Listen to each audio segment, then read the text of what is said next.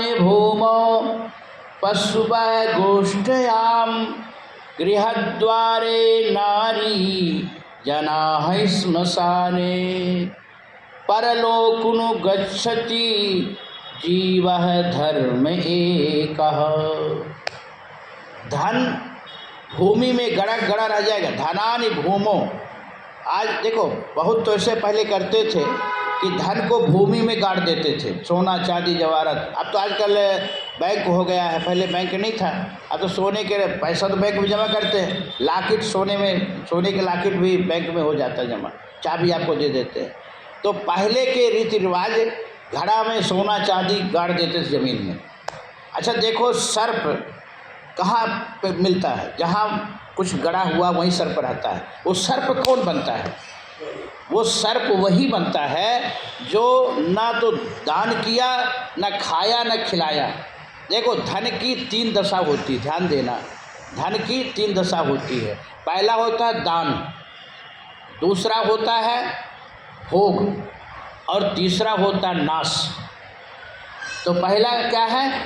धन, दान, दान करे, दान करे जीव कल्याण होगा। दान नहीं कर सकता तो भोग करे, भोग मतलब उसको उपभोग करे, तीर्थाटन करे, जहाँ अपने काम में लाए, तो वो भोग है। ना दान किया ना भोग किया तो तीसरा क्या है? नाश को प्राप्त हो जाता है। तो फिर अधम योनि मिली, क्योंकि वासना है।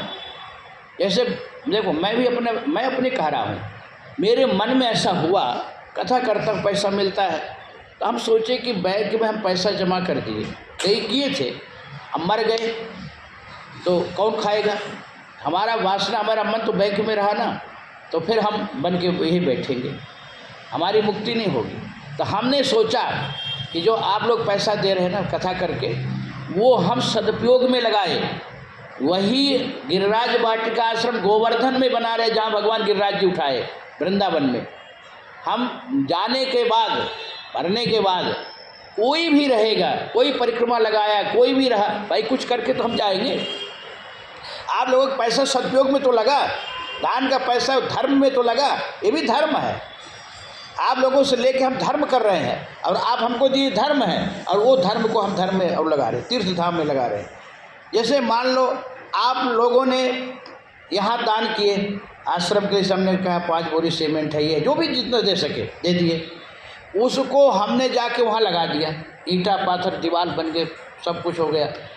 तो जो परिक्रमा लगाएगा वहाँ गिरिराज जी का, परिक्रमा लगा के थक जाएगा, वो विश्राम करेगा हवा पंखा कूलर से, तो वो बम्बई वालों को जिसने पैसा दिया है तो वो पूर्ण आप लोगों के पास पहुँचेगा। क्यों? क्योंकि आपके बनाए ईंटा पाथर से वो वहाँ क्या कर रहे हैं? अपना श्रम दूर कर रहे हैं, परिक्रमा लगाए वो, और उसका पुण्य मिला आपको। तो ये महात्मा लोगों का ये कि